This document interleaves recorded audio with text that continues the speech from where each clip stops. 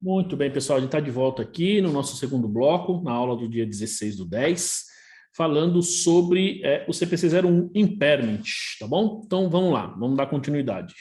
Né? A gente estava falando aqui, então, do alcance, a gente falou até essa parte aqui, né? Então, vamos...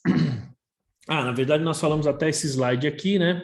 Então, vamos falar de algumas definições, pessoal, que é importante, nesse caso, é muito importante para a gente poder, digamos, entender bem o impairment, tá? Então, o primeiro deles é valor contábil. Então, alguns são simples, pessoal, vocês já estão bastante habituados. O valor contábil é um deles, tá? Só que aqui ele toma aí uma dimensão importante, tá? Então, o que é o valor contábil? Então, é o montante pelo qual o ativo está reconhecido no balanço, depois de dedução de toda a respectiva depreciação, amortização ou exaustão acumulada, e ajuste para perdas. Então, veja que ele fala aqui, depreciação, amortização, exaustão e perdas que você reconheceu. Então, o líquido que sobra lá para você é o seu valor contábil, tá? Então, esse é digamos assim, o líquido que sobrou para você. Outra coisa importante que a gente vai usar bastante, pessoal, é o conceito de unidade mínima geradora de caixa, tá? Esse conceito, ele faz, digamos, bastante... É bastante importante para a gente aqui, pelo seguinte, ó, o que é a unidade mínima geradora de caixa? Sempre que a gente vai pensar no impairment, os ativos corporativos também são importantes. Esses dois conceitos, para fins do impairment, eles são bem importantes. Toda vez que a gente vai pensar no impairment, pensar em utilizar o impairment, e aqui já gostaria de deixar uma coisa bem clara para vocês, pessoal, que nós temos, digamos assim, uma coisa que a gente tem que considerar. Primeiro, impairment não é perda, tá certo? A gente faz o teste do impairment para identificar se houve alguma perda ou não, tá? Então, a gente aplica o teste do impairment para ver se houve perda. Você pode aplicar o teste do impairment e pode ser que não tenha perdas, tá bom, gente? Então, tem essa diferença. Às vezes eu pergunto, o que é o impairment? As pessoas, é perda. Não, são coisas diferentes, tá? O teste, a aplicação do teste do impairment pode gerar uma perda. Às vezes, não. Às vezes você tem lá a aplicação do teste do impairment e não gera perda nenhuma, tá? Então, e toda vez que a gente vai aplicar o impairment, de preferência, a gente aplica para um ativo, ou seja, você vai aplicar para os ativos de forma individual. Pelo menos essa deveria ser, digamos assim, ou deveria ser o procedimento comum, né? Então, você tem lá, você vai aplicar o impairment aí para, como eu diria, para unidades, digamos, ativos, enfim, individuais. Mas nem sempre a gente consegue fazer isso, tá? E aí entram, então, esses dois conceitos que a gente vai ver aqui, que é, digamos assim, o primeiro deles, a unidade geradora de caixa, e até mesmo os ativos corporativos, tá? Então, o que é uma unidade geradora de caixa? Então, é o menor grupo identificável de ativos que gera entradas de caixa. Entradas essas que são, em grande parte, independentes das entradas de caixa de outros ativos ou grupos de ativos, tá? Então, gente, a unidade geradora de caixa é quando você tem, digamos, a geração do benefício, ela não é feita de forma individual. Posso dar como exemplo aqui o que a gente chama de setup, né? O pessoal aí que é youtuber, não sei o que, eu tô aprendendo, tá, pessoal? Eles chamam aqui o negócio aqui de setup, né? Então, como eu disse, eu estou aprendendo. Hoje aprendi até um negócio novo aqui que eu nunca tinha feito, né? Até quem estava de manhã, a Luciana aí viu falando, né, Luciana? Que é o seguinte. Então, veja, o meu setup aqui, neste momento, ele é composto do quê? De luzes, câmeras, né? Vocês podem reparar aqui, ó, que a gente tem... Opa, desculpa aí. Que a gente tem duas câmeras aí funcionando, tá certo? A gente tem dois setups aqui diferentes, então a gente tem este aqui que vocês estão me vendo agora, então ele está diferente, você pode ver que a cor é diferente. Reparem que o meu fundo aqui, né, o fundo no bom sentido, está vendo a estante atrás, ó, reparem que agora a estante não está desfocado, tá certo? Ó, agora ele vai ficar desfocado, tá sendo? Ó, tá vendo que agora o fundo está desfocado? Muito bem. Tem o computador, tem o microfone, tem dois microfones, estou usando um só, mas tem os microfones e tal, enfim. Bom, pessoal, o que gera benefício aqui para mim nessa aula? E tem a TV que eu estou vendo vocês aqui no monitor grande, né? Então eu vejo uma coisa no monitor do computador e vocês aqui na TV. Muito bem. Então, quando a gente fala de unidade mínima geradora de caixa, na verdade nós estamos falando desse conjunto aqui. Claro que tem a mesa aqui, né? Tem até a prateleira, a estante aqui com os livros, tal. Então, tudo isso está gerando benefício. Mas, por exemplo, esses livros aqui atrás, essa mesa que eu estou usando, ela não gera benefício sozinho. Ela gera benefício em conjunto, tá? Por exemplo, a minha câmera aqui agora é uma câmera bacana, é uma câmera fotográfica, uma DSLR. Eu não sou fotógrafo, mas poderia fazer trabalhos de fotografia. Então percebam que se eu sou um fotógrafo e tenho uma câmera e eu ganho dinheiro com essa câmera, ela seria, se eu fosse fazer um impairment, eu vou fazer um impairment da câmera. Claro, mas eu tenho as lentes. Então veja, eu não uso a lente sem usar a câmera. Então eu teria que fazer um impairment das duas coisas ao mesmo tempo. Tá? Então, quanto é uma câmera com a lente tal? Quanto é uma câmera sem a lente? Tá? Isso pensando na câmera. Agora, quando eu penso nesse conjunto aqui, digamos assim, vamos chamar isso aqui de setup, como o pessoal fala, isso aqui é uma unidade geradora de caixa, porque é o menor grupo identificável de ativos. Então, pensa numa fábrica, tá? Você consegue fazer um impairment de um ativo? Perfeito. Pensa lá no escritório, vamos pegar ali a Rose. Então, quando você pensa no escritório da Rose, veja, ela tem lá vários ativos que geram benefícios, assim como o meu aqui. Então, tem as mesas, tem os computadores, tem o sistema, né, tem o software, enfim. Você tem todos esses procedimentos. Perfeito. A pergunta que eu faço será que aquilo gera benefício, aquela mesa, essa cadeira, o computador, né? Isso gera benefício de forma individual ou gera benefício em conjunto? Tá certo? Então, perceba que ele gera benefício em conjunto. Tá? Então, quando tem esse tipo de situação, né? Você pega uma linha de produção, você tem várias máquinas dentro da linha, várias etapas. Então, perceba que ali o que gera benefício é o conjunto, tá, pessoal?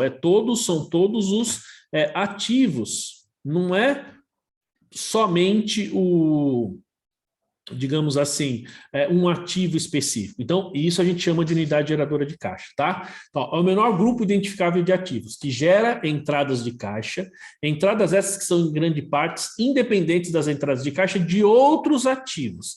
Então, mas é um conjunto.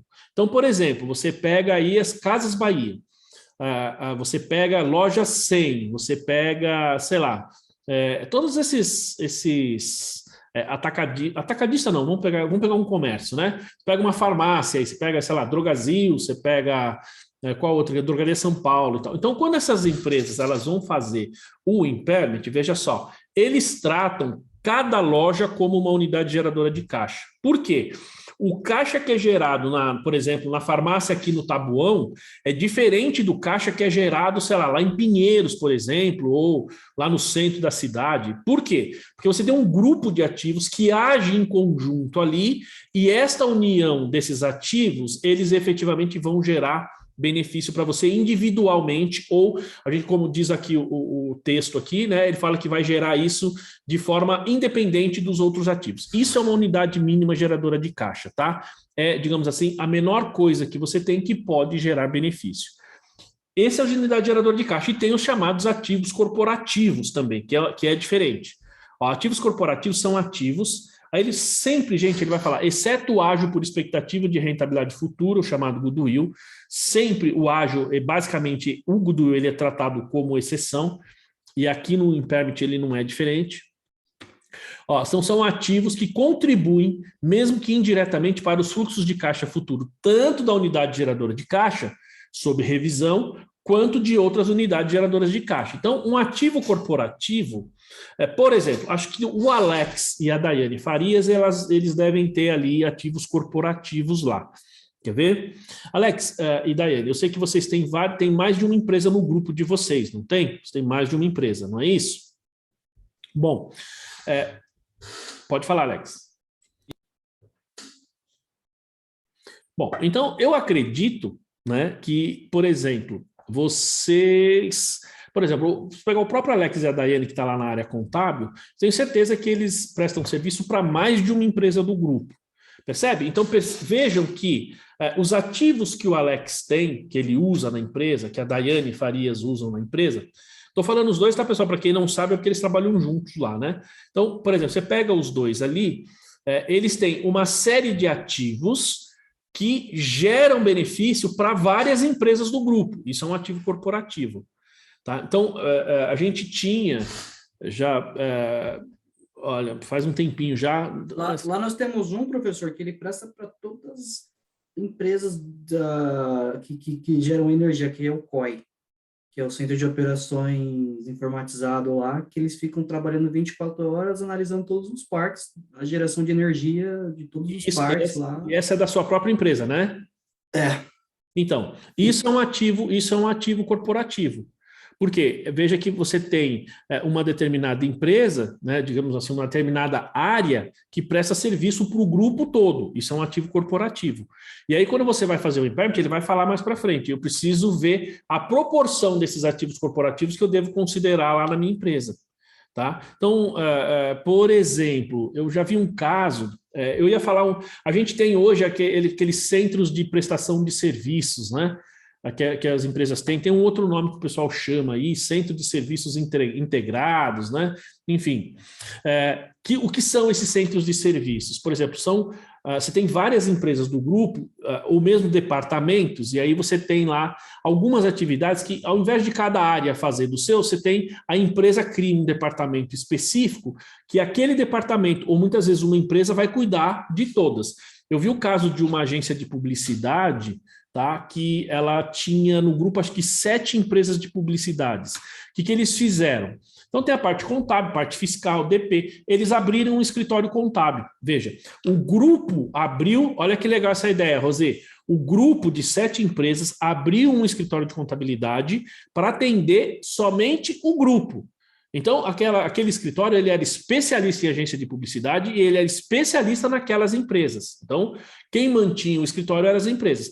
Consequentemente, você tem um ativo corporativo, tá? Mas é outra empresa. Tudo bem, mas isso na forma, mas na essência, você está falando de um departamento. Isso acontece muitas vezes com o departamento financeiro. Tem empresas que abrem departamentos financeiros ou criam esses centros integrados de serviços. Tem um monte de nome aí, né? Justamente para prestar serviço para a empresa toda. Na área de TI, isso é muito comum. Tá? Isso é muito comum. Então, no caso de energia, como o Alex falou, é interessante porque você tem, por exemplo, que cuidar de todo o grupo, da distribuição, enfim, você tem que cuidar da energia de todo o grupo. Então, você tem um departamento, ou às vezes uma empresa, uma área, que vai cuidar, ou seja, vai gerar benefício para todo o grupo. Tá? Então, isso é muito comum, pessoal. Na empresa que eu trabalhava, a gente tinha que pagar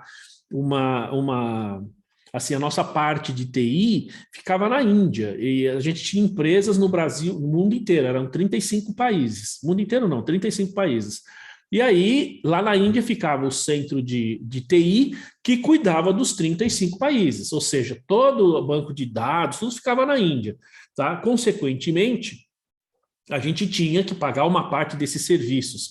E qualquer perda que ocorresse lá, a gente não chegou nesse ponto, mas teoricamente deveria ser reconhecido, porque esse é o conceito de ativos corporativos. Então, são ativos que contribuem, mesmo que indiretamente, para o fluxo de caixa futuro, tanto da unidade geradora de caixa sob revisão, quanto de outras unidades geradoras de caixa. Então, esse é o conceito de ativos corporativos, tá?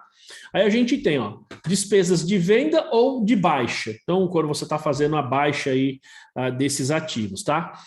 E aí é importante porque depois, quando a gente vai falar do impairment, ele vai falar que tem que ser as despesas de vendas ou as despesas que você vai ter que considerar para fazer a baixa desses ativos. Fala, então, são despesas incrementais.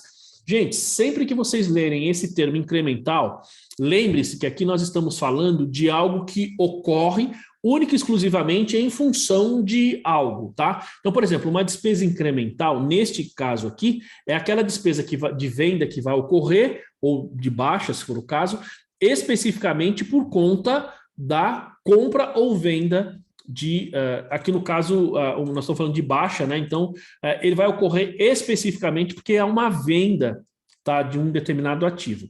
Fala, ó, diretamente atribuíveis à venda ou baixa de um ativo ou de uma unidade geradora de caixa, excluindo as despesas financeiras e de imposto sobre o resultado gerado. Por quê? O imposto sobre o resultado, ele não é incremental, ele não ocorre só porque eu tenho uma despesa de venda, ele ocorre porque você tem outras operações e as despesas financeiras também, tá? Então, lógico que muitas vezes você vai vender um ativo, você pode ter uma despesa financeira, mas tem que lembrar que as despesas financeiras, elas incorrem por outros fatores também. Mas isso é uma despesa de venda, são aquelas incrementais, aquelas que ocorrem em função da venda ou baixa de determinados ativos, tá? Isso vai ter que ser considerado quando a gente fala de definição de valor contábil, tá? E mesmo de valor justo, na verdade, valor realizável. Aqui a gente tem o valor depreciável, amortizável ou exaurível. Então, isso aqui a gente já viu no imobilizado, em outras normas, tá? O que é um valor depreciável aqui? É o custo do ativo, é o valor do ativo que você tem registrado, ou outra base, que pode até ser valor justo, nas demonstrações contábeis, menos seu valor residual. Então, aquele valor é o valor que eu deprecio. Tá? Então, a gente falou no primeiro bloco o valor contábil e aqui a gente fala do valor depreciável. Então, e esses conceitos aqui que a gente está vendo, eles vão compondo a nossa base para fazer o impairment. E por último, a gente tem aqui o conceito de depreciação, amortização e exaustão, os três, embora cada um tenha uma característica diferente. Em termos de alocação, em termos de conceito, é praticamente igual. Eu falo, ó, é a alocação sistemática do valor depreciável, amortizável ou exaurível dos ativos ao longo da sua vida útil. Então, é o valor em contrapartida com o benefício que aqueles ativos geram, que eu vou colocando no resultado mês a mês, tá? De forma sistemática. Muito bem. Ó, valor justo, então, acho que a gente já falou, toda a norma a gente fala de valor justo. Então, ó, é o preço que seria recebido pela venda de um ativo ou que seria pago pela transferência do passivo em uma transação não forçada entre participantes do mercado na data da mensuração, tá, gente? Então, para aqueles que nunca viram esse conceito, então é o valor. Aliás, nós vimos, né, pessoal? Até passei o filme para vocês, não passei? Todos estavam aí, não? Interessante que vocês não assistiram aquela aula ainda, assistiram ou não? Eu acho que aquela aula ninguém assistiu, tá? Por que não assistiram? Porque o Google bloqueou a aula, tá? O Google não, o YouTube bloqueou aquela aula. Eu preciso ajustar. Por que ele bloqueou? Porque tem o vídeo, e o vídeo lá do History tem direitos autorais. Então, copyright, né, professor? Oi? Caiu no copyright. Exatamente. Eu pensei que, sei lá, nem passou pela minha cabeça, sinceramente. Então, eu vou pegar aquele vídeo, eu vou cortar aquela parte que fala, ou pelo menos que apresenta o vídeo lá do History, por conta dos direitos, né? E vou publicar de novo, né? Fala, Rosiane, você ia perguntar, falar?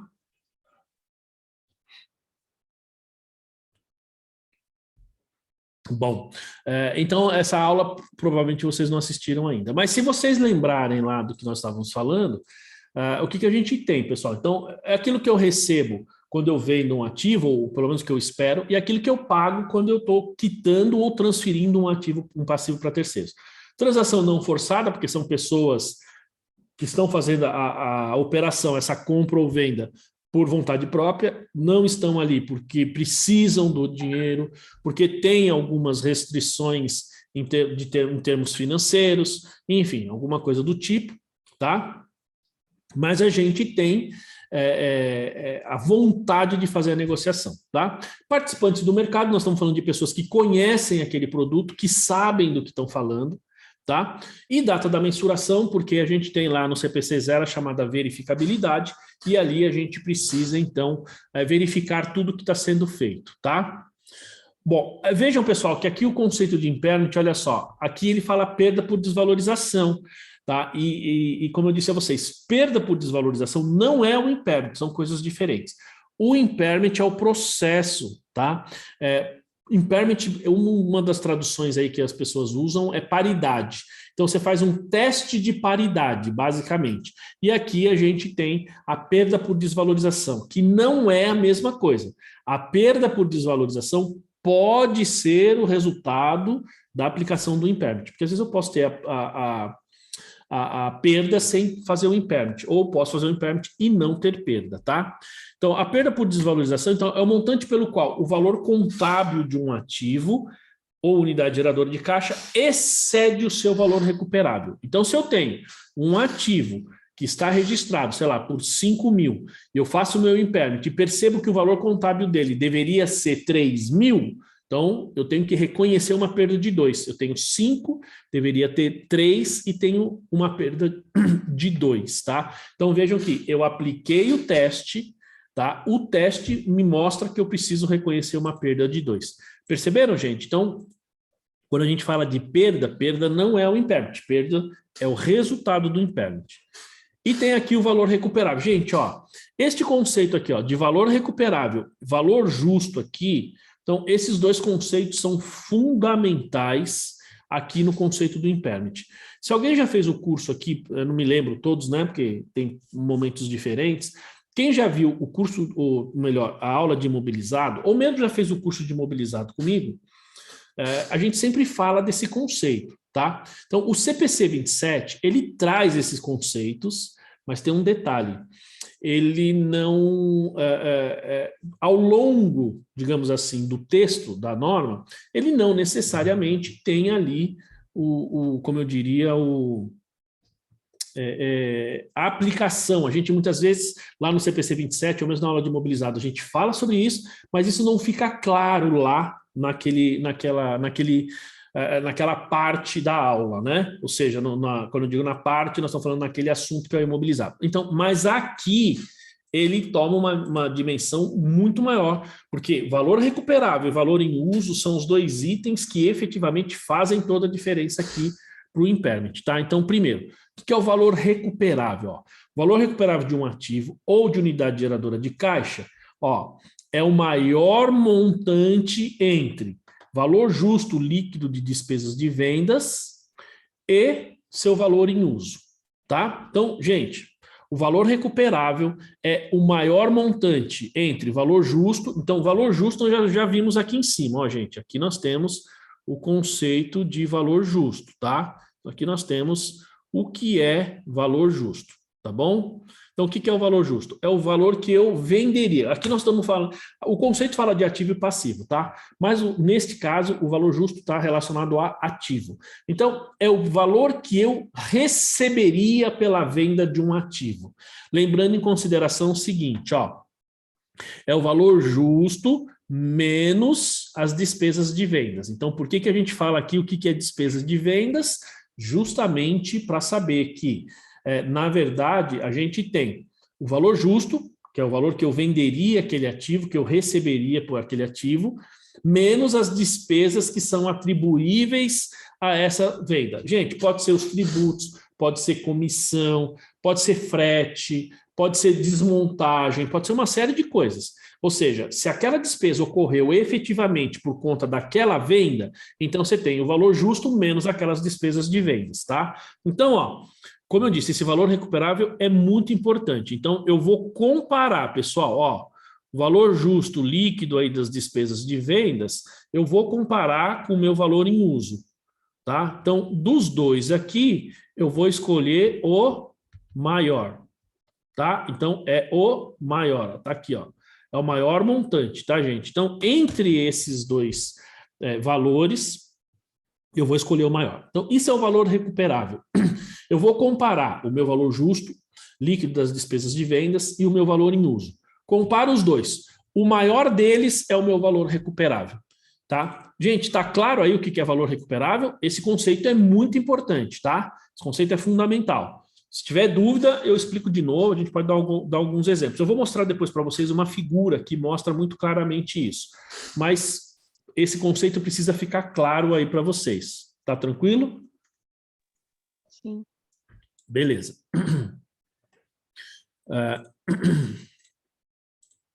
Bom, aí a gente tem aqui o valor em uso, tá? Que é o outro conceito. Então, eu vou ter que comparar o uso com o valor justo.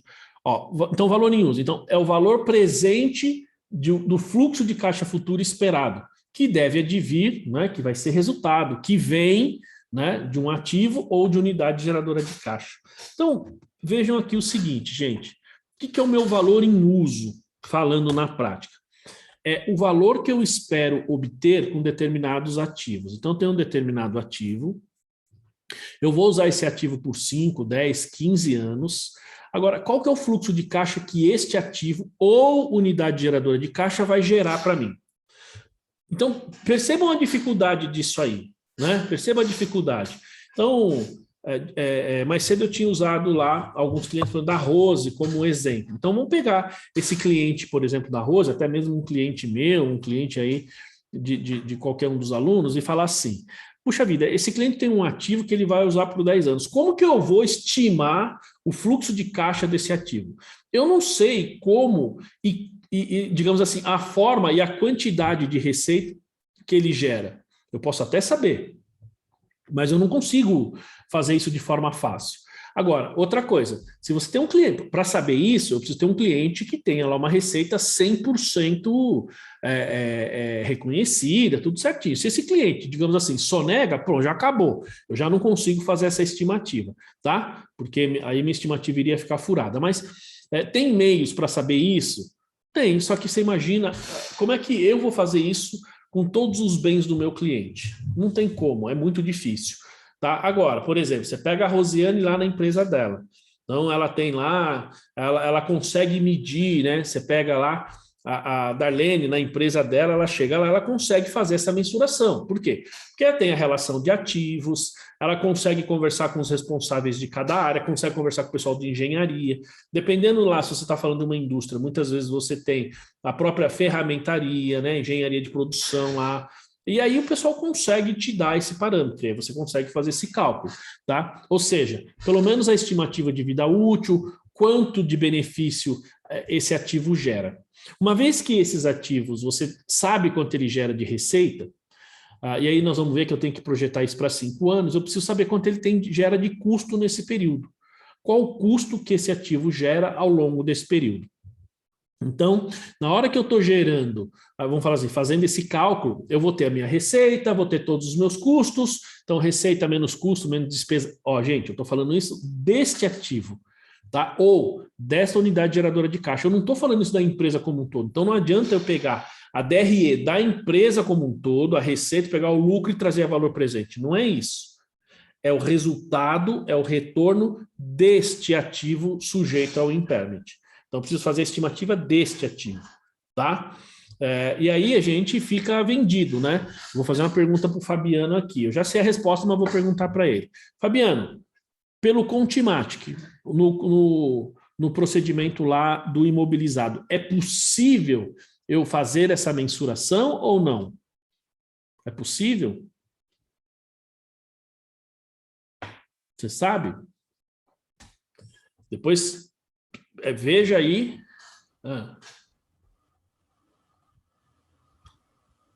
Fala, pode falar.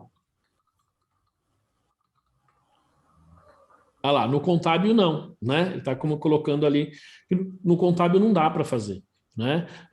Geralmente, os sistemas, e aí eu falei da Contimatic, porque eu sei que ele está lá na área do contábil, e você tem lá dentro do contábil, do sistema contábil lá da Conte, você tem o módulo do imobilizado. Mas ainda que você faça isso lá, ou mesmo num outro sistema, mesmo no SAP, pessoal, dificilmente você vai ter esse procedimento. Você não vai ter. Isso é um procedimento extracontábil. Você vai ter que fazer essa estimativa.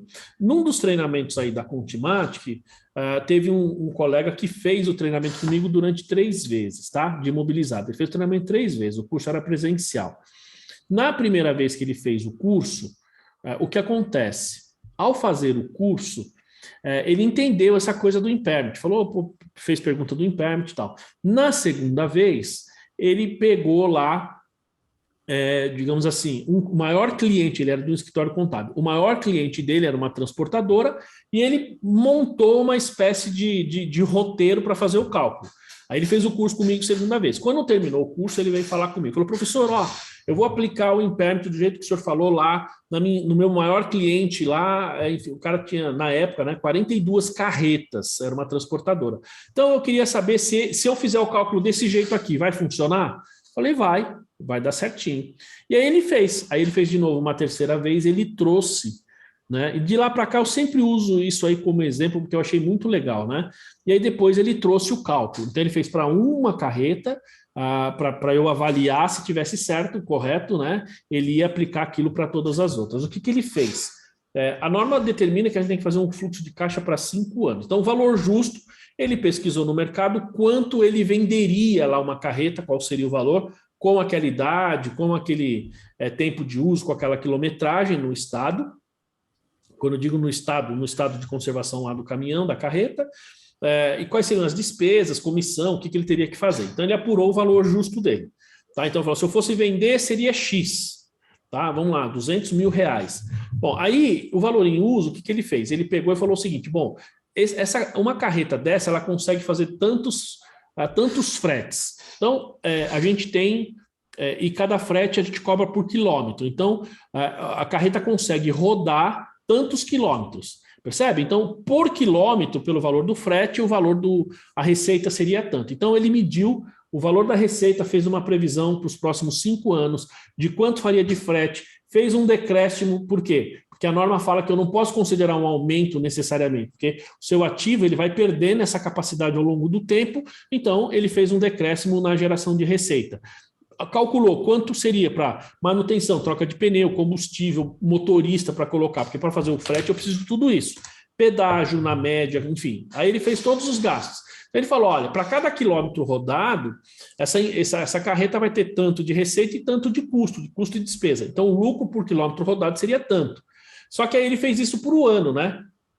Ele fez isso de forma anual. Então, a carreta consegue no ano rodar tantos quilômetros, a receita seria tanto, e por ano os custos seriam tanto. Ele montou uma espécie de DRE. E chegou no lucro por ano daquele caminhão. Tá? E ele fez isso, pessoal, para 5 anos para frente. Então, ele estimou a receita para 5 anos, estimou o salário dos funcionários, combustível, fez todo o cálculo. Beleza. Aí ele chega no lucro de cada um dos próximos 5 anos. E aí ele pega esse fluxo de caixa, tá? Que ele tem investimento inicial, mais os resultados anuais e traz a valor presente. Lembrando, gente, que nós estamos falando do quê? Valor em uso. Só para vocês entenderem o que é valor em uso. Aí ele pega esses 5 anos e traz a valor presente. Ele falou para mim que usou uma taxa, eu perguntei para ele, falou de 16%.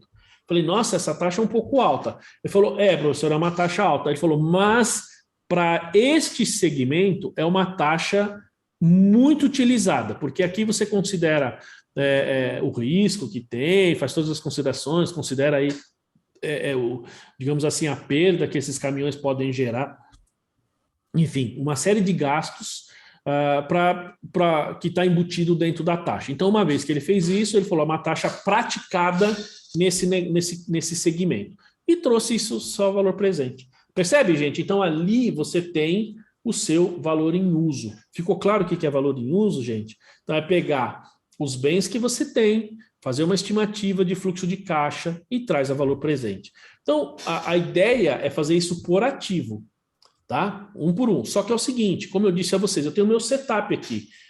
Por isso do conceito de unidade mínima geradora de caixa. Porque o que gera benefício aqui é esse conjunto. Então, quando eu vou fazer essa estimativa, eu faço essa estimativa do conjunto, porque eles geram benefício, estou falando eles porque são os ativos, eles geram benefícios em conjunto. Eu não gero benefícios só com o computador ou só com um item ou outro. É o conjunto todo que gera benefício. E isso é o que nós chamamos de valor em uso. Tá? Isso é chamado valor em uso.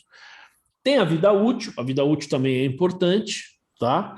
Que é o quê? É o período no qual a entidade espera usar o ativo. Então, hoje, é a empresa que define isso daí, tá? Lógico que tem a diferença da Receita Federal, que aí nós vamos tratar isso no LALUR, para lucro real, presumido e simples, você não tem esse problema. Ou o número de unidades de produção ou unidades semelhantes. Então, que a empresa utiliza, ou melhor, que ela gera, ou que ela espera gerar aí para esses ativos, ok? Muito bem. Aí a gente tem aqui, então aqui a gente tem um impairment, pessoal. Olha só, aqui a gente tem o conceito de impairment. Veja que o impairment, não é perda, o conceito do impairment não é perda. Então, ele está falando aqui, ó, impairment, então, é o instrumento utilizado, tá vendo? É a ferramenta, é a forma, é o processo, para adequar um ativo à sua real capacidade de retorno econômico. Quando eu não tenho, então, veja só, que ele fala que é para adequar o ativo, ou o valor do ativo, à sua real capacidade de retorno. Porque se eu não faço isso, gente, se eu não utilizo esse ativo, ou melhor, como eu posso dizer, se eu não uso essa ferramenta, eu posso ou superestimar o meu ativo. Por que a gente falou no início a questão da reavaliação? Primeiro, por que eu falei assim? Eu até falei, Darlene, não usa essa expressão tal. Por quê? Porque reavaliação pressupõe aumento. Então, quando há um aumento no valor do ativo, eu não devo fazer esse registro porque é uma expectativa. Então, ainda não se realizou. É o mesmo caso da perda. A perda não se realizou ainda.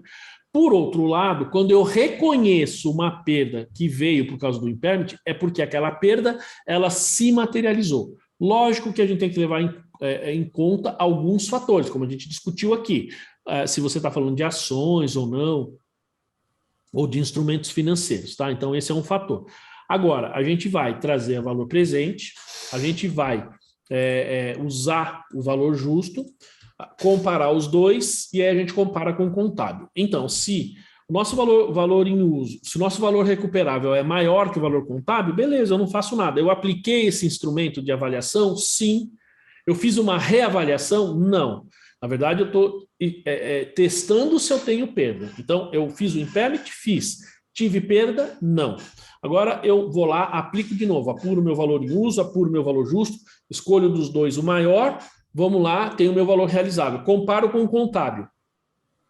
Então, o meu valor contábil, ele digamos, maior do que o meu valor realizável. Então, significa que o meu valor contábil, ele vai, em tese, ele traria mais retorno do que aquilo que é real. Só que na prática não é assim, pessoal. Se você fez o levantamento do ponto de vista do mercado, se você fez o levantamento do ponto de vista mercadológico, do ponto de vista de venda e realização desse ativo, como que o seu contábil vai gerar mais benefício do que a outra ponta que seria vender? Então, nesse caso, eu tenho que reconhecer uma perda. Tá? E aí ele fala aqui, ó, então, gente, para deixar claro, então, impairment é o instrumento, é a ferramenta, tá? Então, o impairment é aplicado para ativo corpóreo, ó, intangível de vida útil definida e também de vida útil indefinida. O tratamento aqui dos dois, nós vamos ver, é diferente, embora os dois sejam intangíveis. Ó, ativos disponíveis para venda. Senhor, mas nessa parte lá do início ele fala que não é aplicado, que não alcança. Ativos, operações continuadas e ativos disponíveis para venda. Então, eu sei, você fala aqui, né? Vamos voltar lá. Ele fala aqui. Lá no início, lá no alcance. Cadê? Acho que é o H ou o F. Sabe? Aqui, ele fala... ele fala assim, quer ver? Mas vamos ver o... Aqui, né? Então, ativos não circulantes ou grupos de ativos não circulantes disponíveis para venda. Então, ele fala, ó, classificados como mantido para venda em consonância com o CPC 31. Entendeu? Aqui tem, na verdade, assim, Alex, a sua observação é muito boa realmente, porque para muitos isso passa despercebido, tá? Quando ele fala aqui em consonância com o CPC 31, ele está falando assim, ó, o CPC 31 a gente usa quando eu estou vendendo um ativo, mas eu estou classificando como ativo não circulante. E ao fazer isso, eu vou mensurar valor justo, tá? Agora sim, então, em tese, por que eu não verifico lá se tem perda? Porque é um valor justo, automaticamente ele já vai fazer essa consideração. Agora, tem situações, né? Aí a gente volta aqui e fala, ó, ativos disponíveis para venda. Às vezes você tem ativo disponível para venda, mas ele não está classificado como ativo não circulante mantido para venda. Entende? Então, vamos supor... Tá. Aquele caso que você tinha comentado uma certa vez na aula de imobilizado, foi desse próprio CPC do carro lá, né? Às vezes você está utilizando o carro, mas ele está ali com a placa de vendas. Uma coisa é quando você coloca na concessionária e não está utilizando. Então, seria esse tipo de classificação. Exato. Alex, o que eu fico mais feliz, sabe o que é? Cara, é que os meus conceitos, os meus exemplos fixam aí quando você lembra. É verdade. Então, eu sempre dou esse exemplo e fica fácil de entender. Por isso, eu fico super feliz quando o aluno lembra, o senhor já comentou sobre isso. Exatamente. Então, essa é a diferença, porque às vezes você tem um ativo que você colocou para venda, mas ainda continua usando. Então, esse ativo, que embora ele esteja para venda, veja, ele não está em consonância, ele não está atendendo ao CPC 31. Se atender o CPC 31, é valor justo, aí eu não tenho que fazer impairment, porque está no valor justo, tá? Automaticamente isso vai acontecer. Agora, tem aqueles ativos que você coloca para venda, mas continua utilizando, né? Então, se você continua utilizando esse ativo, é claro que tem alguns detalhes, a não ser que seja, digamos, comum você pôr o ativo para venda e continuar utilizando. Muitas vezes um imóvel que você mora, você está vendendo um imóvel, mas continua usando até vender, né? Isso eu já vi. Então, nesse caso, é assim, embora você esteja usando, mas se isso for parte do negócio, se isso for parte daquela operação, não tem problema. Aí você mediria valor justo. Fora disso, continua utilizando, pois para venda, não está em consonância com o CPC 31, consequentemente, está sujeito ao impairment, tá? Ativos decorrentes de operações descontinuadas, que é o mesmo caso, né?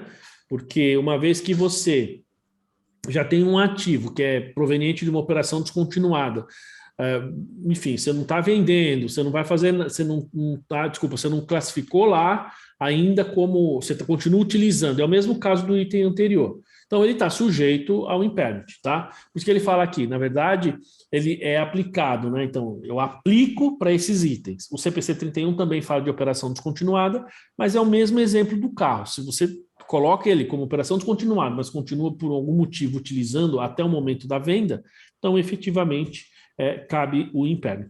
Ele fala aqui, e outros ativos mencionados em pronunciamentos do CPC. Então, gente, lógico, você vai falar de instrumentos financeiros, até o próprio estoque e outros aí, tem alguns que até a gente às vezes chama de impairment, mas não é exatamente impairment. O impairment ele tem essa característica que a gente vai ver aqui, né? Que é essa figura aqui, pessoal, ó. Vejam que esta figura aqui, ela representa um impairment.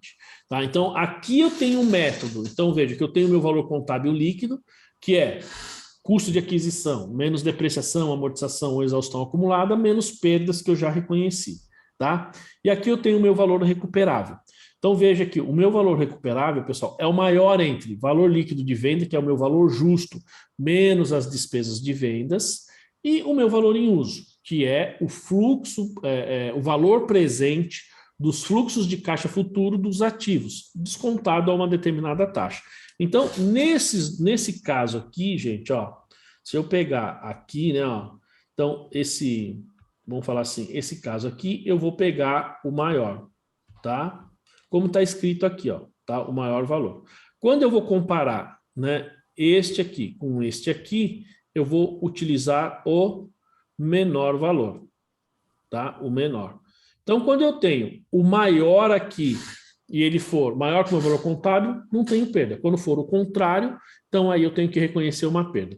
Se a gente pegar isso aqui numericamente, vamos dar dois exemplos aqui. Então, vamos supor que o meu valor líquido de venda seja R$10.000. Então, eu tenho um ativo, se eu vender, eu vendo por 10 mil. E o meu valor em uso é R$12.000. Tá? Se eu continuar usando, ao longo de X tempo, eu ganho R$12.000. Se eu vender hoje, eu ganho R$10.000. Então, dos dois, o maior. Então, qual que é o meu valor recuperável? 12 mil. Tá? Eu posso ter o meu valor líquido, pessoal, sendo 10 mil. Tá? 10 mil. Então, aqui, ó, dos dois, eu tenho que escolher o menor entre eles. Espera aí, que ficou esquisito aqui. Tá? Aqui eu tenho que escolher o menor. Então, qual que é o menor? Meu valor contábil líquido, ó. Tá? E aqui eu tenho o valor maior. Então, percebam que, se, digamos que a minha configuração do meu teste dê isso aqui, o que eu preciso fazer? Nada. Por quê? Porque o meu valor contábil, ele é inferior, ele é menor do que o meu valor realizável. Então, não preciso fazer nada. Aí vejam só, eu fiz o impairment, só que eu não precisei reconhecer uma perda. Então, por isso que o conceito lá que eu falei para vocês de impairment e perda é importante para a gente não confundir. Como eu disse, gente, muitas pessoas falam, o que é o impairment? Ah, impairment é perda. Não, impairment é o resultado da perda. Eu posso fazer o impairment e não ter perda, como é o caso aqui. Agora vamos mudar o exemplo, tá? Já ocorreu lá na empresa, professor, de eu ver impairment e não fazer nada porque não Então. perda. Pelo contrário, o ativo valorizou. Então, exatamente. E aí, por que eu não registro essa valorização? Porque trata-se, como a Rose falou mais cedo, de uma expectativa, né? Agora, quando eu vender esse ativo, aí sim eu tenho, digamos assim, esse ganho e aí eu reconheço.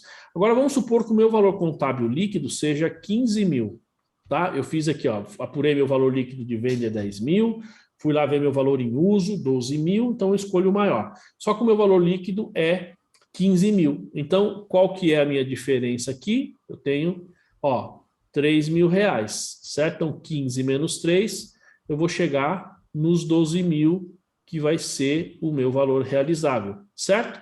E aí os 3 aqui é o quê? A perda. Então, eu tenho 15 contabilmente. Gente, esse valor eu não posso mexer, tá?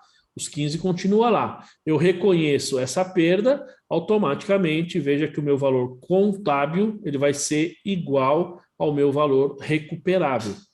Tá? E aí eu reconheço uma perda de 3. Então, por que eu tenho que fazer isso? Se eu deixo o meu ativo por 15, significa que eu estou superavaliando esse ativo. Significa que eu estou mostrando para o usuário. E aí, gente, eu estou dando um exemplo aqui de 1.000, 2.000, 5.000. Imagina isso aqui, uma máquina que custa milhões de reais. Né? Imagina aí, você tem que reconhecer, imagina uma plataforma de petróleo, um navio, uma linha de trem, sabe, um metrô. Na hora que você vai fazer esse impairment, os valores são extremamente altos. Então você tem ali uma perda, você tem um resultado ali que vale 1 milhão, bilhão, é muito dinheiro. Tá? Não é só necessariamente esses resultados, esses valores baixos aqui. Tá bom? Até aí tudo bem, pessoal? Entenderam bem o conceito de impairment? Tranquilo? Suave aí na nave, não? Professor, mas só uma dúvida aí. Quando você reconhece o impairment, a perda, né, vai reconhecer o resultado, e no ativo imobilizado, a gente acaba alterando o custo? Não. Como é que a gente registra isso no imobilizado? Fiquei nessa dúvida. A gente vai criar um grupo, tem um grupo específico de impairment? Basicamente, a gente teria o seguinte aqui, né? E vamos imaginar que você tem aqui a seguinte situação aqui, ó. Então, vamos supor que eu tenho... Tem uma conta, né, específica. Isso. Tenho máquinas aqui, equipamentos, vamos supor que eu tenho aqui 10 mil reais. E eu tenho aqui a minha depreciação acumulada, tá? Vamos supor que seja 3 mil reais. Vamos supor que, neste caso, eu fiz o impairment, eu fiz tal, eu tenho que reconhecer uma perda de, sei lá, 2 mil reais. Então, minha perda é 2 mil reais, tá? Então, eu tenho aqui, eu vou reconhecer uma perda. Gente, normalmente, essa perda ela vai estar lá em despesas administrativas, porque o impairment é um procedimento contábil, né? Administrativo, então vai estar lá no grupo de despesa administrativa. Então, tem aqui, ó, uma perda de 2 mil reais, tá? Então, o que ocorre aqui? Olha só. Aqui é resultado, né? Então, como é que eu contabilizo aqui no imobilizado? Da mesma forma que eu tenho a depreciação acumulada, eu vou colocar aqui, ó, perdas estimadas. Tá? Qual que é o valor? 2 mil reais. Então, ó, vejam, eu tenho 10 menos 3 menos 2. Então, o valor da minha máquina aqui, né? Vamos falar assim, das máquinas, é 5 mil. Meu valor contábil. 10 menos 3 menos 2. 5 mil reais. Entendeu? Uma outra coisa que... Entendeu, Alex? Eu entendi. Só estou tentando visualizar como é que porque assim, isso eu fiz para uma máquina, mas eu tenho um grupo de ativo imobilizado que eu tenho então, aí... Uma porrada de coisa. Como é que eu vou identificar? Porque essa perda aqui tá fácil, eu sei que é do máquinas. Mas se eu jogo tudo numa conta genérica dessa, o controle... Não, aí você não vai fazer assim. Eu vou falar como é que nós vamos fazer. A gente vai ter aí no slide um pouquinho mais para frente. Que é quando eu já entendi. O que o Alex está falando, pessoal. Aliás, assim, para todo mundo ficou fácil aí, entenderam como que é o processo? Só uma coisa importante do ponto de vista fiscal, esta aqui tem que ter aquela conta, como é que chama? Que a gente tem lá no plano referencial, que é uma conta, esqueci o nome, se alguém me ajudar aí me lembrar, aquela conta,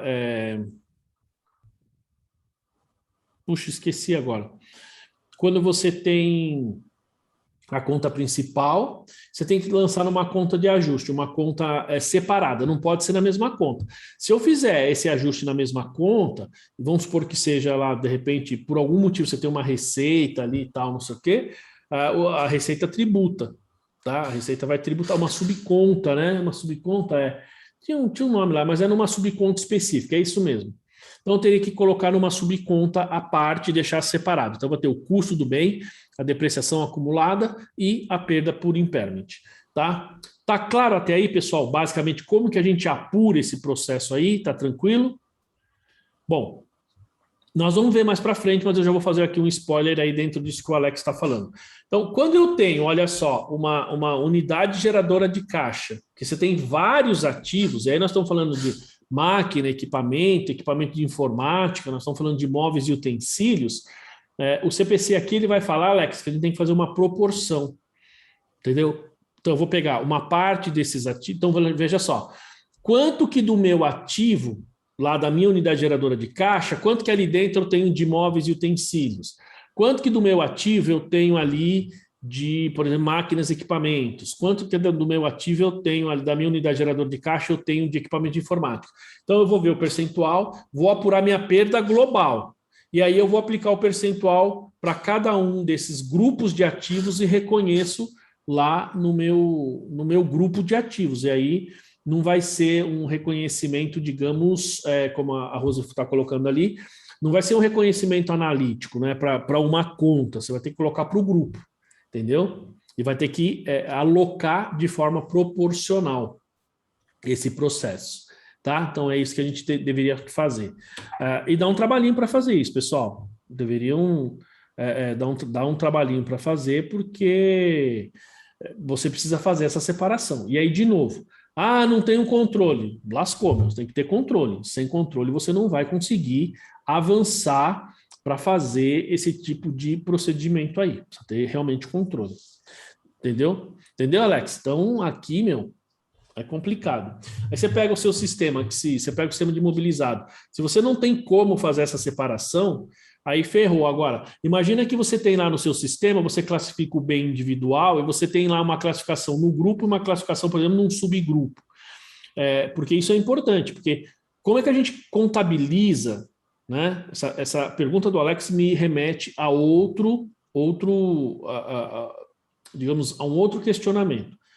Olha lá, o que a Rose está falando, o pessoal faz no Excel, controle à parte. Exatamente, porque os sistemas, Rose, vira e mexe, a maioria não tem esse tipo de controle, né? Pelo menos por enquanto, vamos ver para o futuro. Então, como é que deveria ser isso?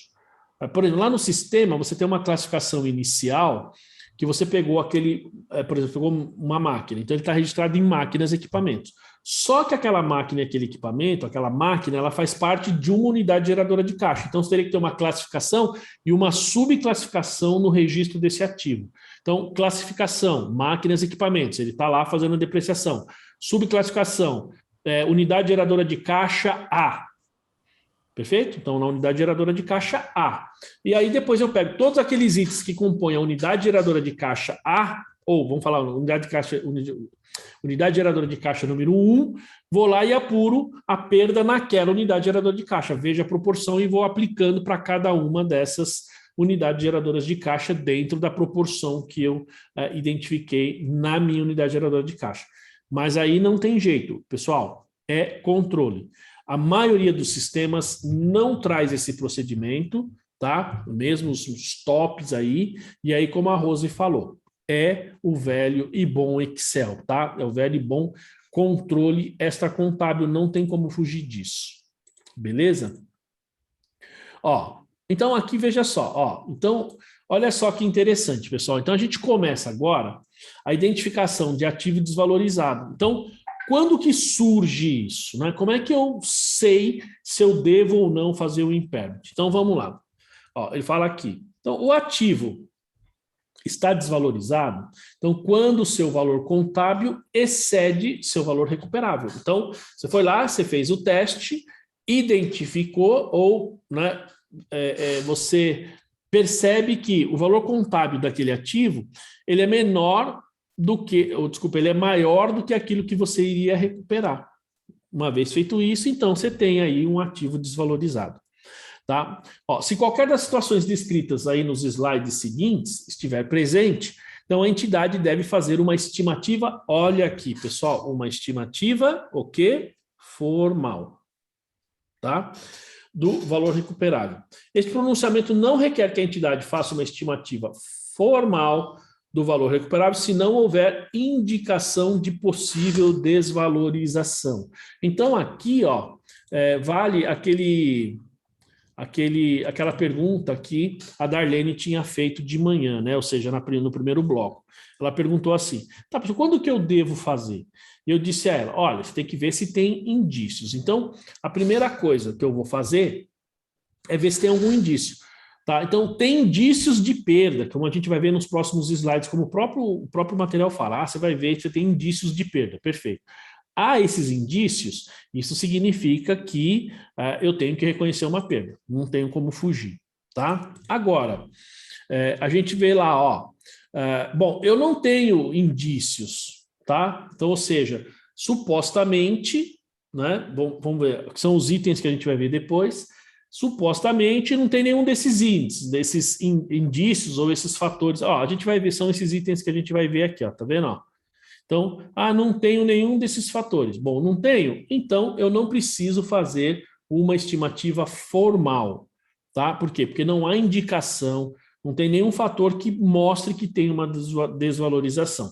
É lógico que, primeiro, pessoal, se você tem auditoria, você vai ter que mostrar isso para a auditoria, você vai ter que, de alguma maneira, falar, olha, então minha expectativa é tanto, a empresa continua trabalhando exatamente do mesmo jeito, e a gente não fez isso de maneira formal.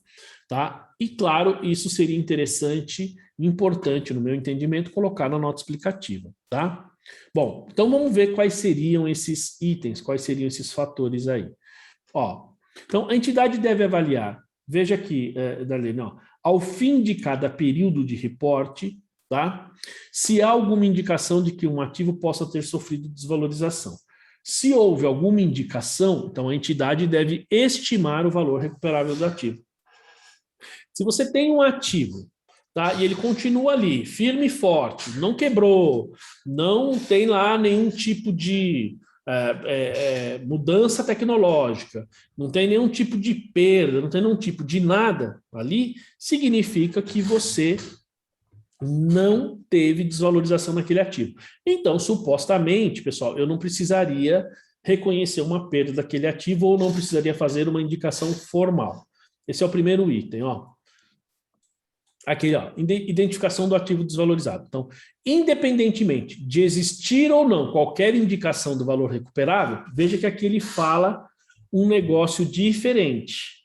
Se você prestar atenção, que ele fala aqui, ó, a entidade deve avaliar ao fim de cada período se há alguma indicação. Se houver alguma indicação, ela deve estimar o valor recuperável. E a gente já viu no slide anterior que ele fala que eu vou formalizar somente se eu tiver uma indicação. Olha só, aí ele vem nesse slide aqui, o que ele fala, independentemente de existir ou não qualquer indicação de redução ao valor recuperável, a entidade deve, primeiro, ó, testar no mínimo anualmente a redução ao valor recuperável de ativo com vida útil indefinida. Tá? Ou de um ativo intangível não disponível para uso, comparando o seu valor contábil com o seu valor recuperável. Ou seja, gente, então quando você tem pelo menos uma vez por ano, eu vou ter que fazer o teste. Quando? A gente vai ver que ele pode ser feito a qualquer momento. Segundo, só que independentemente de houver indícios ou não, ativo com vida útil indefinida, eu preciso fazer o teste. Então, qual um ativo, pessoal, que vocês conheçam que tem vida útil indefinida? Qual é o mais comum que a gente tem? Vamos ver se vocês estão afiados aí. Vai ser terreno, né?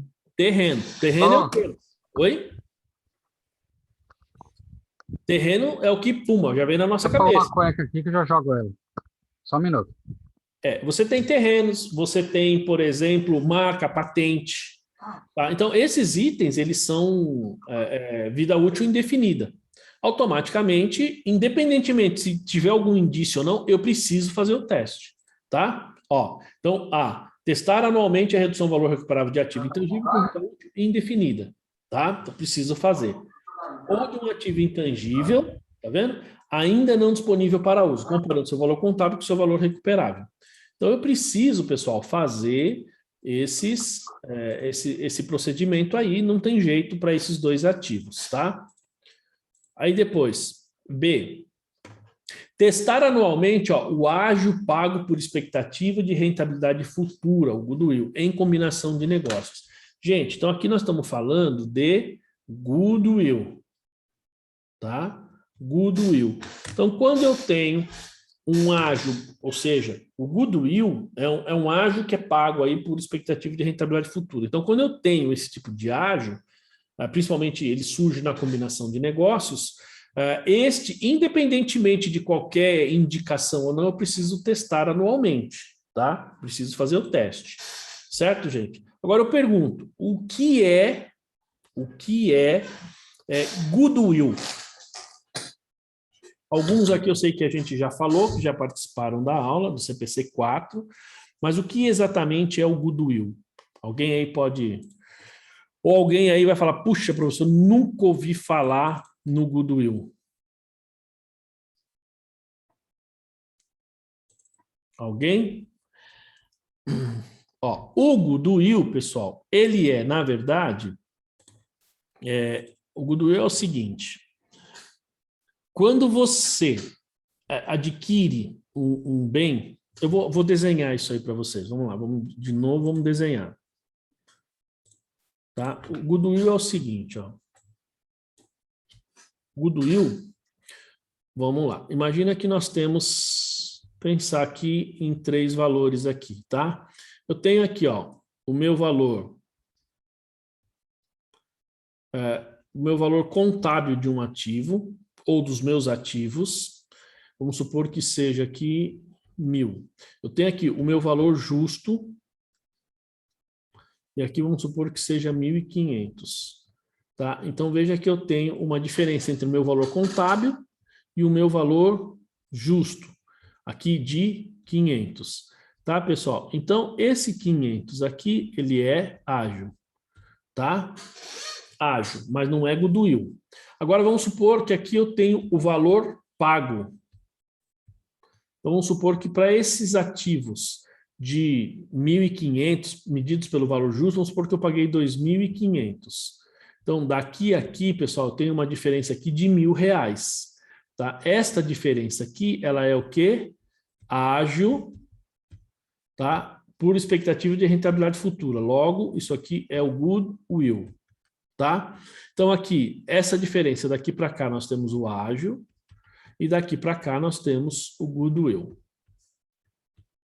Bom, aí você vai falar, tá, professor, mas qual que é a diferença disso? Muito bem. Quando você está daqui para cá, olha só, você está comprando uma empresa ou qualquer negócio que seja, você tem o valor contábil. Esse valor eu vou colocar no meu balanço, mas tem que ter um laudo apurando o valor justo. As diferenças entre valor contábil e valor justo vai ser ágio ou deságio, tá, pessoal? Vai ser ágio ou deságio, dependendo do valor, tá? Dependendo do ativo. Agora, aquilo que você paga, além, tá? Além do valor justo, você tem o goodwill, tá? Então, o que é o goodwill? É o valor que você pagou por um ativo que não tinha esse valor. Você fala, mas como que a gente faz isso? Por que eu vou pagar por um ativo que em tese não existe? Bom, isso acontece porque você está adquirindo um ativo pela expectativa que ele gera para você, tá? Então vamos supor, você pega a foto da Lu ali, né? Olha lá que bonita, a Lu com aquele óculos bonito, aquele óculos redondo, grande, né?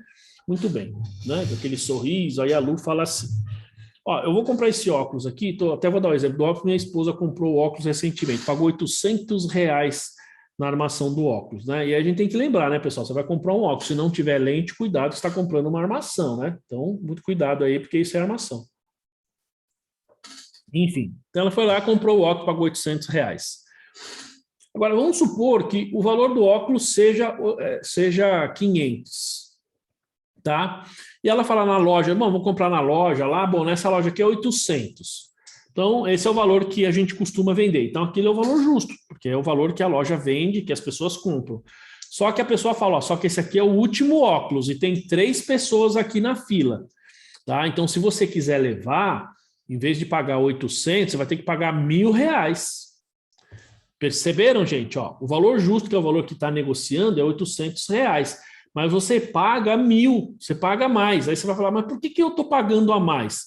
Porque você acredita que aquele ativo ou aquele grupo de ativos, ele vai trazer um benefício para você. Então, você tem uma expectativa de geração de benefício para aqueles ativos, tá? Para aquele grupo de ativos. Então, por exemplo, eu vou comprar a Contimatic do Sérgio Contente, tá?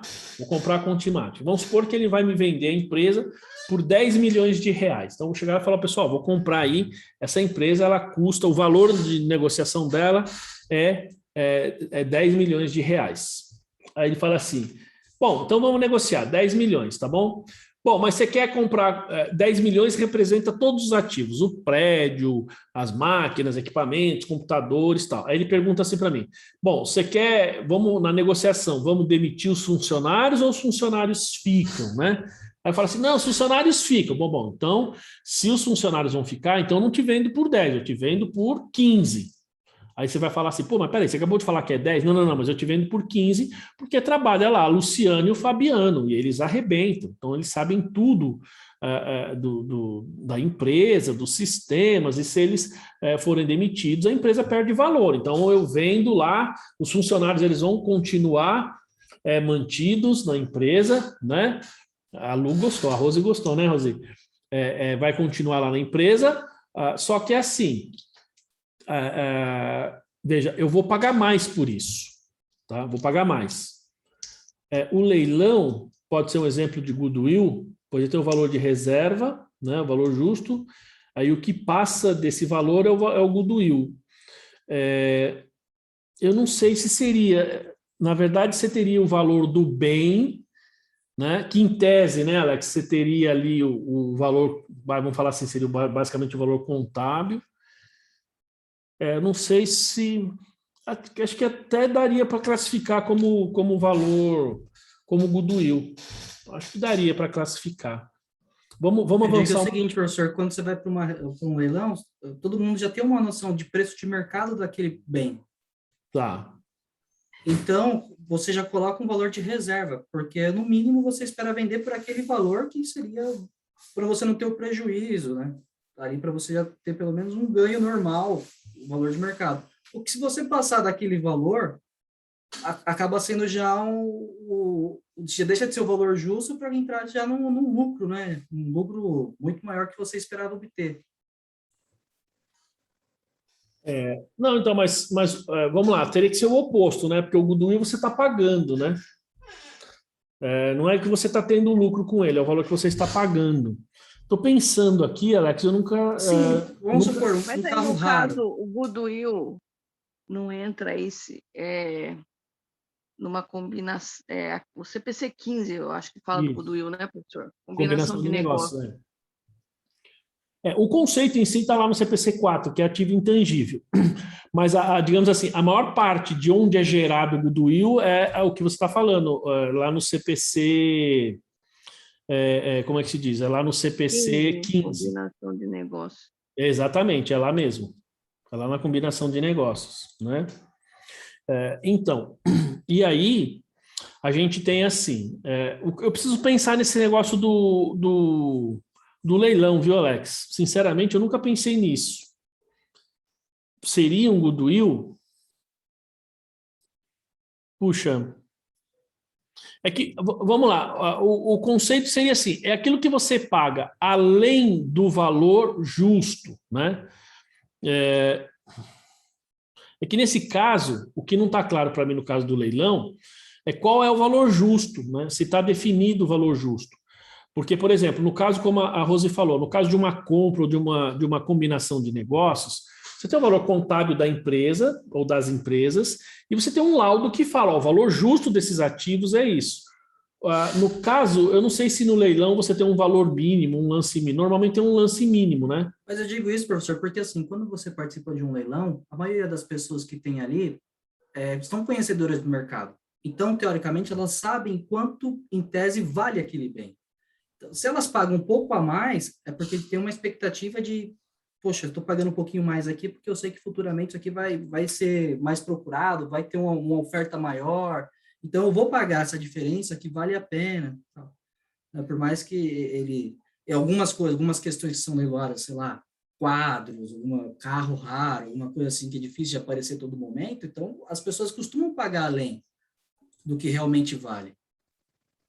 Então, Não, nesse então, caso, né, você saiu do valor justo para pagar um pouco a mais para você obter aquele bem, ou, de alguma forma, assim, você está pagando acima da expectativa. não, então, mas não, eu concordo com você, tudo bem. O seu raciocínio não está errado, mas como é que eu vou apurar o goodwill, digamos assim, se eu não tenho um valor justo definido? É como você falou, as pessoas têm uma noção, entendeu? Mas qual que é o valor justo efetivo daquele bem? Porque o goodwill é o que excede, é aquilo que você paga além do valor justo. Então, assim, eu concordo com o raciocínio, mas contabilmente seria difícil a gente fazer essa apuração, a não ser que tenha um valor determinado. Vamos supor, ó, se ninguém der um leilão, o valor aqui é, sei lá, é 10 mil reais. Que às vezes tem, né? Às vezes não. Muitas vezes você tem, o leilão fala assim, não, o valor mínimo é 10 mil reais. Então, o lance mínimo. Então, o que eu entendo de lance mínimo é que o primeiro valor, ele começa com 10 mil reais. Né? Não é que você a cada lance tem que dar 10 mil reais. O valor mínimo é 10 mil reais. Então, ali você já tem, digamos assim, o valor justo, porque já chegaram nos 10 mil. Então, qualquer coisa que você pagar acima, mas aí você tem a referência dos 10 mil. Aí fica claro, fica fácil você identificar o goodwill. Agora, você vai para um leilão, né, que está todo mundo ali competindo, mas você não tem, digamos, uma referência de valor justo, você não teria como contabilizar o goodwill. Entendeu? É isso que eu estou tentando pensar. Sim, mas aqui. o valor justo não é aquele que não é o conceito lá, a qual você poderia trocar um bem por uma dívida por um bem. Sim. Mas aí. Então, mas quando você olha para valor de mercado, o valor não, mas de nesses mercado casos ele precisa não estar é uma definido, referência. né, Alex? Você precisa ter a Não, sim, definição do valor justo para poder fazer essa comparação. Sim, mas o valor de mercado, você já todo mundo que participa ali, você sabe qual que é o valor de mercado daquele item. Então, teoricamente, o que você passa, por mais que o lance, o pré-definido comece em 10, mas você sabe que o valor de mercado é 30, então a gente começa a entender que o goodwill é a partir de 30 de 30 para cima. Ou não? Não, assim, faz sentido, entendeu? Mas eu ainda estou, assim... Ô, professor, eu estou aqui pensando no seguinte, Alex. Quando eu penso em leilão, exemplo de um carro, né? A empresa pegou o carro, o cliente, né, não conseguiu continuar pagando, vai para leilão. Exemplo do carro, foi para leilão. Vai para leilão no valor restante do pagamento que falta para quitar o bem, ou é o valor de mercado? Então, essas definições você está me perguntando, eu não sei, porque acho que depende. Depende. Eu acho que nesses casos, acho que o que vai é o valor mínimo, que é o que o banco, digamos assim, espera receber de volta pelo. Que faltava para o cliente quitar. Vamos pensar assim. Exato. Então, a princípio, Aí, eu entendo que seja isso, mas vamos supor que o que o cara falta pagar seja 10 mil reais, mas o valor vamos pensar num veículo, o valor do veículo seja, sei lá, 5 mil reais, como o Alex falou. Então, não adianta você querer colocar um valor de lance mínimo de 10 mil reais se o valor dele seria 5 mil. As pessoas nem dariam lance, entendeu? sim. Não, eu estou raciocinando isso porque daí entra mais ou menos no que o Alex falou, né? De ser o valor justo aí do mercado. Eu até vou dar uma pensada nisso com mais calma, mas assim, para a gente ver se a gente fala aí semana que vem na aula, mas se eu conseguir medir o valor justo, o meu entendimento, vou falar o meu entendimento. Primeiro, eu entendo que a gente deveria conseguir medir o valor justo, tá? Pode ser que eu esteja errado, eu estou falando meu entendimento aqui pelo conhecimento da norma. Nós deveríamos ter o conhecimento do valor justo e o que eu pagar a mais, em tese, vai ser o goodwill. Porque como o Alex falou, eu vou lá no leilão, eu tenho uma noção do valor, tá? Mas não está definido qual é esse valor justo. Sabe por quê? Porque se você não tem uma definição específica do valor justo, eu posso estar ali ou super avaliando o meu ativo, entendeu? Então, aí nesse caso, se você não tem, digamos, o valor justo, o que você pagar no ativo, em tese, ele como eu diria, custo de aquisição. Então, no leilão entraria... né? Porque se eu for pensar, eu entro lá na feira no leilão, eu tenho lá um apartamento por 50 mil. Esse não é o valor justo de um apartamento, entendeu? Não, então, exato. Se for pensar assim, Alex, não é o valor justo que está no mercado. Vou pagar 50 mil mais os custos lá para deixar o documento correto do apartamento, mas não é o valor justo do mercado, porque aquele apartamento vale 350 mil, vamos supor. Exato. E na Mas maioria nesse caso dos ele não entra leilões nem no são conceito assim. de valor justo. Oi? Mas nesse caso ele não entra no conceito de valor justo.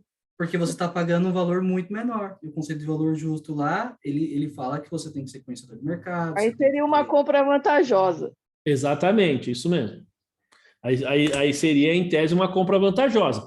Mas, professor, repare bem. Há um tempo atrás, houve o leilão da SEDAI, do Rio de Janeiro. E para o governo gerou ágio.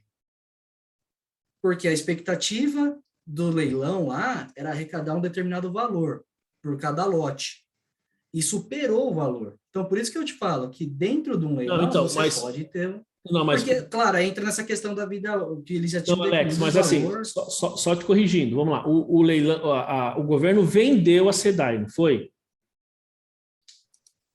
O governo, não foi? Foi concessão, isso. Isso, exato. Ele vendeu lá o negócio da concessão de águas lá no Rio, tá certo? Então vamos supor, ele fala assim, o lance mínimo vai ser, sei lá, 1 bilhão. Ele vendeu por 5 bilhões. Então veja, quem tem o ágio é quem está comprando, não quem está vendendo. Entendeu? Mas se eu vendi acima da receita, minha expectativa? É ganho. Receita. Para quem está vendendo, é ganho. Então, entendeu? Nesse caso, quem se lascou foi quem comprou, que pagou mais caro. Exatamente. Exatamente, porque teve ágio. Exatamente. Então, por que é importante, olha só, Alex, e Rose, né, que todo mundo aí. Então, por que é importante eu separar? Naquele desenho que eu fiz, até vou colocar de novo aqui, ó, tá? Por que é importante, quando a gente está pensando aqui nessa questão do ágio, eu separar, ó, vamos lá, essa parte aqui, deixa eu apagar esse monte de informação aqui, tá?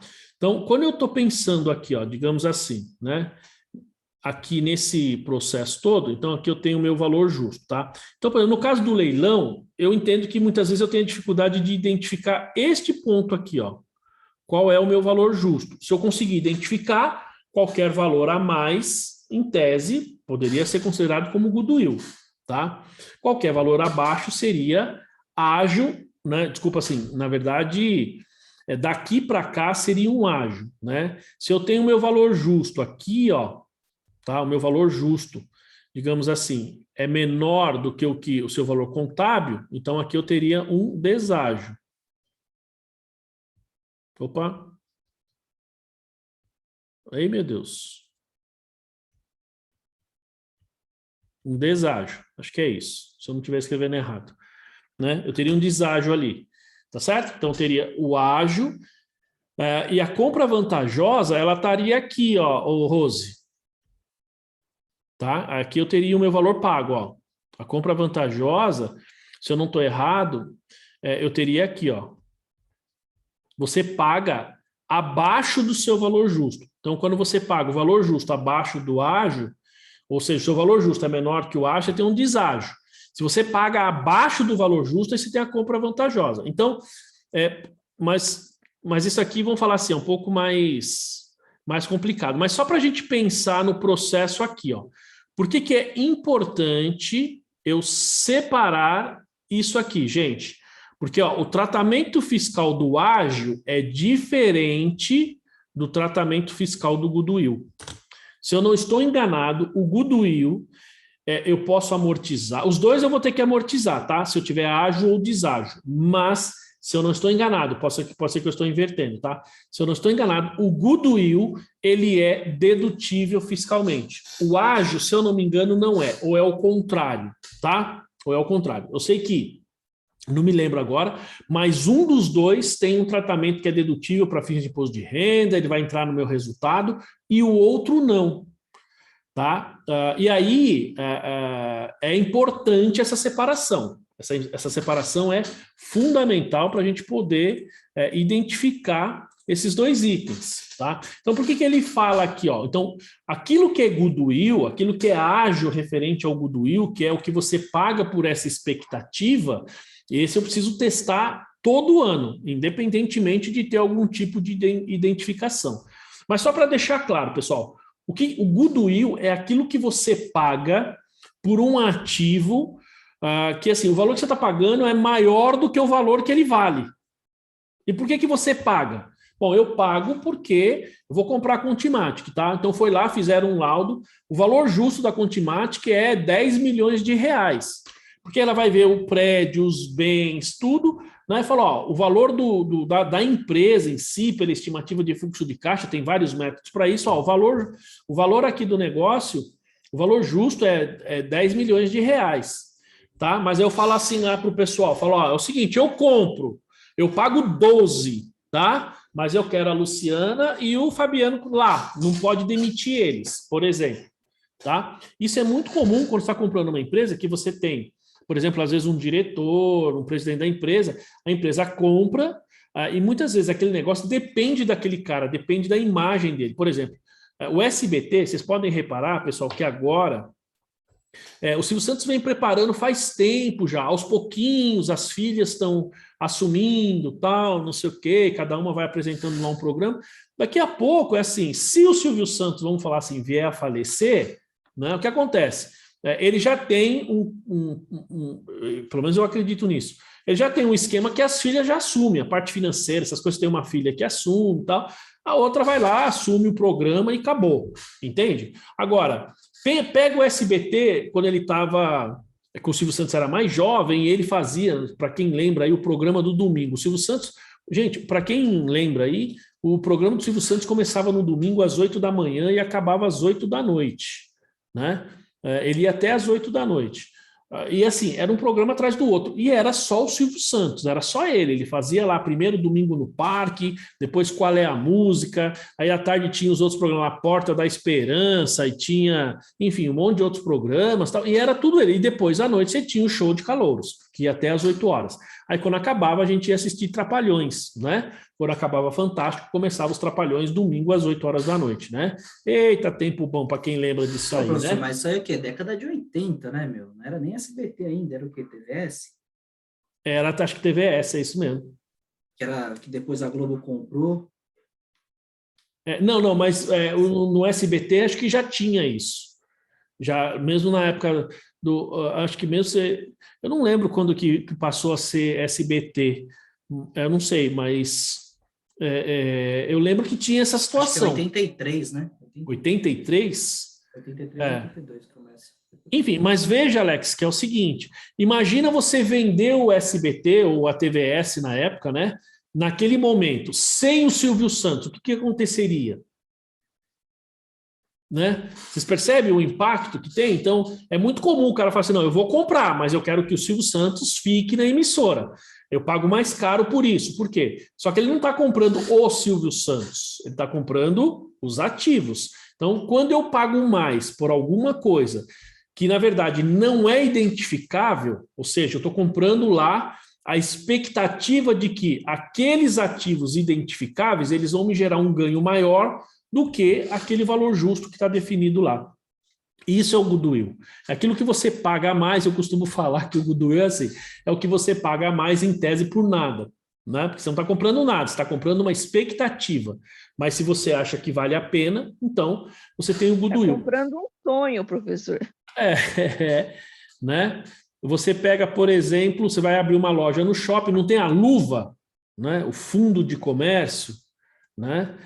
Quando você tem o fundo de comércio, você está pagando isso daí, é isso, tá? Você vai alugar uma loja não muito grande lá na 25 de março, pessoal, só a luva, e tem dono de imóvel que cobra isso todo ano, ou a cada renovação de contrato, a cada 3 anos mais ou menos, você tem que pagar esse valor, R$1 milhão. E aí não é para você comprar um imóvel, tá? É só para você ter o direito de alugar. Isso é goodwill. Por quê? Porque eu estou comprando o quê? Nada, tá? Eu só estou comprando, em tese, o direito de ter a loja naquele local, porque ali eu preciso, ali eu vou conseguir recuperar esse investimento, né? Aí a Daiane está falando de como funciona a amortização, por quanto tempo. Isso depende um pouco, tá, Daiane? É assim, a amortização, muitas vezes, bom, em tese, a gente precisaria definir, digamos ali, o tempo que você vai amortizar isso daí, né? Muitas vezes você tem contrato e você pode, muitas vezes, definir essa amortização a partir de algum contrato. Ou, quando você compra aquilo, normalmente você tem ali um fluxo de caixa, você tem um valuation, né? E aí você vai ter, vamos falar assim, a minha expectativa de realização desse investimento é tanto tempo. E aí isso te dá base para você fazer essa amortização. Aí eu estou falando do ponto de vista contábil, tá? Mas dependendo do caso, a gente tem procedimento legal, né, dentro do regulamento de imposto de renda para você amortizar. Claro que você amortizaria dentro do que diz a lei, se eu não me engano, é 5 anos. Mas, assim, pode ser um tempo maior. A questão é que, se for lucro real, vou ter essa diferença e vou efetivamente fazer os ajustes no valor, tá? Agora, quando você tem o goodwill, nem sempre você tem vida útil definida, né? Nem sempre. Por isso que eu estou dizendo. Às vezes você consegue identificar por uma questão de contrato, ou até mesmo por uma definição sua, tá? Você comprou aquele bem, você comprou, fez uma... Por exemplo, ó, vamos imaginar quando você faz um fundo de comércio. O exemplo que eu dei, de você pagar para entrar no imóvel. Lembra que a gente fala assim, passa-se o ponto? O cara não está vendendo as instalações dele, ele está vendendo o ponto, né? Então você está pagando por um valor só para entrar naquele imóvel, só para poder alugar aquele imóvel. Então, qual seria, digamos assim, Daiane, a melhor forma de amortizar isso? O tempo do contrato, né? Ah, mas eu vou renovar o contrato. Tá bom, na renovação, preciso pagar de novo ou não? Então, o seu contrato é por 2 anos, mas você já sabe que vai renovar por mais dois períodos. Então, vamos lá, você deu uma expectativa de 6 anos, por exemplo. Tá? Se você não tiver que desembolsar mais nada até aquela renovação, então você vai amortizar por 6 anos. Então, esse seria um indicativo, basicamente. Tá? Então, é complicado, porque às vezes, por exemplo, a mesma coisa uma marca, por quanto tempo? É difícil, marca às vezes a gente não tem um parâmetro, então, mas você pode estimar.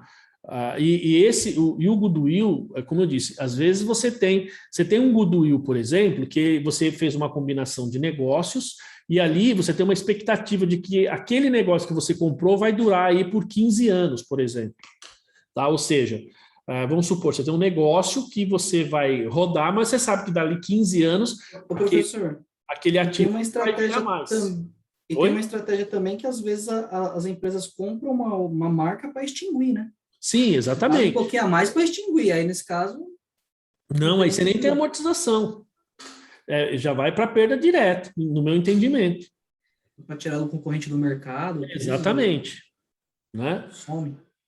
Ou, assim, depende, né, o que você vai fazer com aquela marca.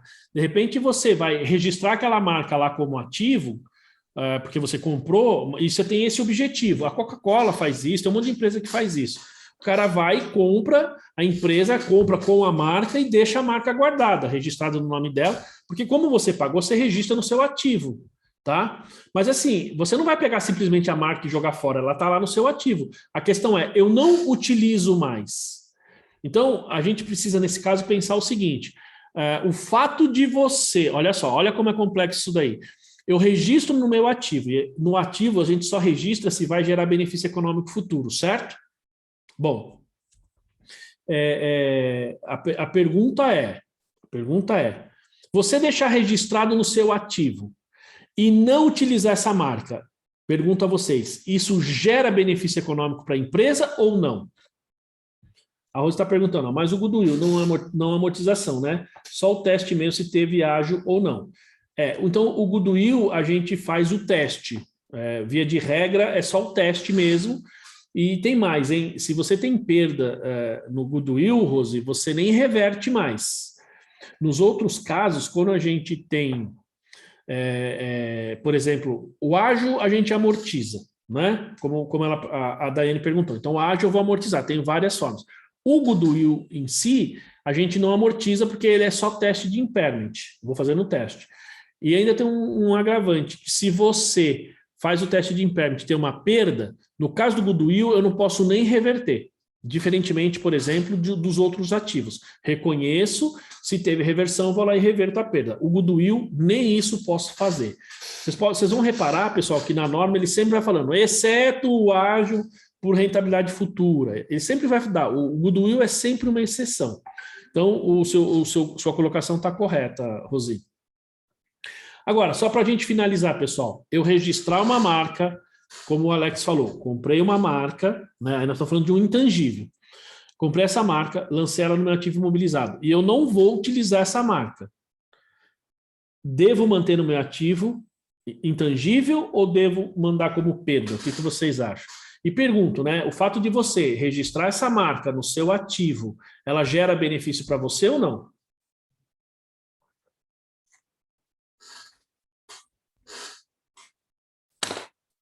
Essa perguntinha é complicada, parece simples. Bom. Depende, né, professor? Se a estratégia que você tira um concorrente do mercado, ela está gerando um benefício. Isso indiretamente você não está vendo, mas está gerando. Exato. Só não está encontrando mais aquela. Exatamente, de forma indireta, né? Você precisaria ver quanto que é a participação de mercado sua e a participação, seria uma das formas, né? A sua participação de mercado e a participação de mercado da outra empresa. Como você tira aquela empresa do mercado, as pessoas vão migrar muito provavelmente para o seu produto, né? Ou seja... A Disney fez muito isso. Oi? A Disney está fazendo isso e fez muito isso. Exatamente. Compra as marcas, compra aí os canais, compra aí os produtos, produtora tal, tira do mercado, só que não se desfaz da marca, muitas vezes mantém a marca e aí ganha dinheiro porque o benefício vem porque as pessoas vão assistir o seu programa, vai assistir o seu canal e não os outros, né? Isso acontece também, por exemplo, a Coca-Cola faz muito isso, né? Só que, por exemplo, a Volkswagen fez isso no passado com a DKV, quem lembra do DKV, né? O DKV é aquele carro que só dava uma fumaceira lascada. Ela comprou a Volks porque tinha que lançar aqui no Brasil e o DKV era um carro mais barato que o Fusca. Então, ela foi lá, comprou e parou de fabricar, mas ela era detentora da marca, né? E veja que você para de produzir e automaticamente o benefício vem porque o seu produto vende mais, né? Então você tem sim uma geração de benefício. Por isso que nesse caso nem daria para você, digamos, mandar para perda direto. Nesse caso, você tem uma marca, o meu entendimento é que daria para amortizar, por exemplo, ao longo da expectativa que você tem para as pessoas esquecerem essa marca e não lembrarem mais dela. Tenho certeza que tem estudos para isso, né? Aliás, uma das coisas que valorizam a marca ou que valorizam o produto é a lembrança que o público tem daquela marca, né? Então, quanto tempo a pessoa lembra e utiliza aquele produto? Porque tem produto que nunca sai da nossa cabeça, não é? Então, por exemplo, você compra lá, vamos pensar um produto aí que vocês nunca esquecem, né? Chinelos Havaiana, não, mas isso aí a gente usa ainda, né? Tem bastante. Maconga, opa, aí que chute. Aí sim, os meninos aí, hein? Usava que chute preto, cadarço branco amarrado na canela, né?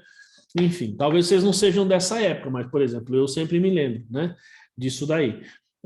Só que não produz mais, até onde eu sei, né? Até onde eu sei. Enfim, tá claro isso aí, pessoal? Dúvidas? Deixa eu ver até onde a gente chegou aqui, né? Só para eu lembrar. Então só vou finalizar aqui, pessoal, para a gente começar na próxima aula, tá? Então, quando a gente vai ver ver se o item está desvalorizado ou não, isso aqui nós temos que levar em consideração. Então, ao avaliar se há uma indicação de que um ativo possa ter aí sofrido qualquer tipo de desvalorização, então ela tem que considerar, no mínimo, as indicações de fontes de informação externas e internas, tá? Nós sempre temos que olhar esses dois itens aqui. Então, aí nós vamos relembrar, por exemplo, aquele caso da empresa. As ações da empresa, o valor está caindo. Ele até vai dar esse exemplo aqui, né? Isso é uma fonte externa. Uma fonte interna, essa máquina quebrou, essa máquina quebra direto, não sei o que, tem um problema com ela. Isso é uma fonte interna, tem um relatório, tem o pessoal da manutenção. Então, a partir da semana que vem, a gente começa a falar das fontes, tá? Fontes internas e fontes externas. Mas até aqui, gente, está claro aí? Dúvidas, certezas, está tranquilo? Suave aí, não? Dúvidas? Tranquilo? As outras... Tranquilo, mais ou menos, né? Essa norma aí é fácil, não. Não é muito, não. Eu também acho, né? Assim, o conceito geral não é difícil, tá? Mas o mais difícil é que você vai entrando nos detalhes aí mais para entendimento, tá? Mas semana que vem a gente vai desbravar um pouquinho mais, vai ficar mais claro, né? Ela fala tranquilo, mais ou menos, né? Enfim. Mas é isso aí, pessoal. Então, vamos encerrar por aqui e aí na semana que vem, então, a gente retoma a partir deste ponto aí. Tá bom, gente? Tudo bem? Valeu, professor. Valeu, gente. Bom final de semana aí para todo mundo. Até mais, pessoal. Bom final de semana para todo mundo aí, hein? Fiquem com Deus aí.